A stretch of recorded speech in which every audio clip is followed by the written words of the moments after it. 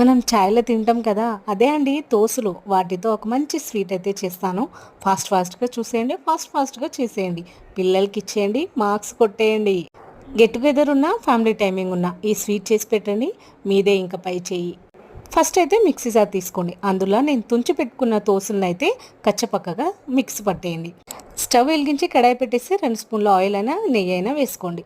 Oil heat అయ్యాక మనం mixie పెట్టుకున్నాం కదా, సో అది పౌడర్ వేసేసి మంచిగా ఫ్రై చేసుకోవాలి.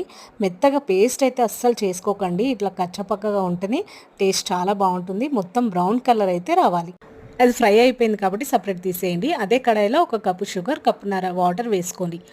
జిగురు పాకం వచ్చేంత వరకు ఉడకనివ్వండి. అది పాకమేం కాదు కానీ జిగురు లాగా ఉంటే చాలు. ఇంకా వెంటనే మనం ఫ్రై చేసుకుంది వేసి లో ఫ్లేమ్లో కుక్ చేసుకోవాలి. ప్యాన్ నుంచి సపరేట్ అయిందనుకో అది పర్ఫెక్ట్గా కుక్ అయినట్టు. నా దగ్గర అయితే జీడిపప్పు కిస్మిత్ అయితే లేదు. అవి కూడా ఇస్తే చాలా బాగుంటుంది. ప్రెసెంట్ అయితే లేదు. వీడియో నచ్చితే please like, share and subscribe. మీరు ట్రై చేసి ఎలా వచ్చిందో కామెంట్ చేయండి.